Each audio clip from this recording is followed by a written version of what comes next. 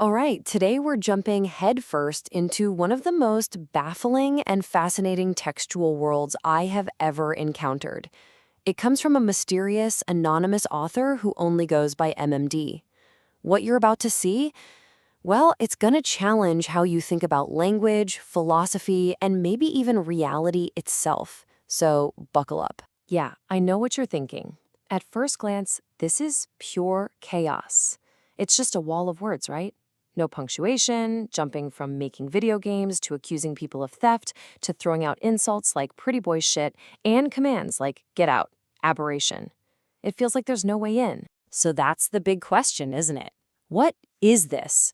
How do we even start to make sense of it? Well, lucky for us, we have a key. The publisher who got this work, Aipe das Letras, gave us a professional analysis, a kind of guide that gives us a map to navigate this chaos. Okay, let's start our guided tour. The very first thing our guide points out is that this confusion, this total lack of normal structure, it's all on purpose. It's part of an experimental design. This comparison right here is our first huge clue. On the left, you've got that raw stream of consciousness style from MMD, but on the right, the publisher tells us what's really going on. This isn't a broken text. It's a deliberately non-linear textual collage. It's actually designed to feel like you're digging through a database of thoughts. So this analysis from the publisher, it's going to be our map for the rest of the explainer.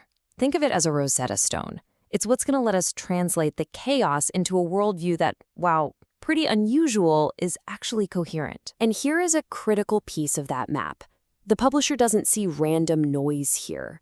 They see a system that's defined by conflict, a mental universe in ebullition, like a boiling pot of ideas, that's locked in this constant battle between clarity and delirium, lucidity and paranoia. It has its own internal logic. It's just a logic of conflict. All right, so let's get into the real nuts and bolts of this universe. Because it's not just a jumble of words. It's a whole philosophical system.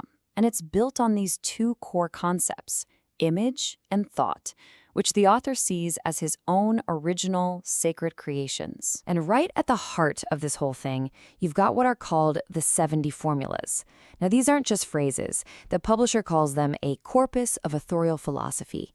Think of it like a personal operating system, but designed to reprogram reality itself by mashing up science, spirituality, and even computer programming. So what do these formulas actually look like? Well, get this. They're presented as direct commands, like mental actions you're supposed to take. Imagine the light. Connect the thought to the image. Telepathy. These aren't just abstract ideas. They're literal steps in a personal, mystical practice for dealing with the world. And this is where it gets really wild. This logic, he applies it to language itself. Just look at how he calculates the word Superman. He's breaking down other words and finding these hidden links, almost like a computer running a strange algorithm. He's not just using language, he's trying to hack it. But, and this is a really big but, this whole philosophical system wasn't built for a world at peace. The publisher's analysis makes it clear that MMD's world is defined by conflict. It's built around one central struggle, the true creator versus a world packed with enemies. This universe is under siege. And the enemies? They're everywhere. MD literally makes a list of the guilty, and it includes pretty much everyone: society, the population, NASA, even God. In his story, he's the victim, the inventor, and the judge, fighting against this huge system that he believes is trying to steal his precious image and his code. The way he talks about these enemies is just raw and totally unforgettable. He'll dismiss someone with the phrase "bonitinho bosta," or "pretty boy shit." Now, this isn't just a simple insult. It shows us really deep, visceral disgust for anything he sees as fake or superficial. It really captures his defiant voice. And all that disgust leads to this one constant command you see throughout the text, "Cai fora aberración," which means get out, aberration.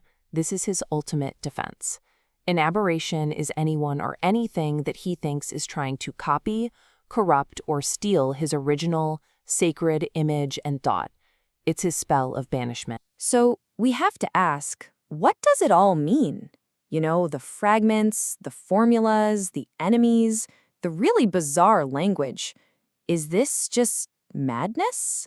Well, the publisher's final take offers a much, much more powerful way to look at it. This isn't just a text. It's an act of world building as a form of self-defense. The publisher concludes that MMD's work is a powerful testimony to creative potential as a form of resistance. The author has built an entire symbolic universe with its own language and its own laws to defend his sense of an original, authentic self from a world he sees as totally hostile and corrupting. So we're left with this question, right? What have we actually been looking at here? Is it a new philosophy? Is it a map of one very singular mind under a lot of pressure? Or is it just a radical, defiant piece of art?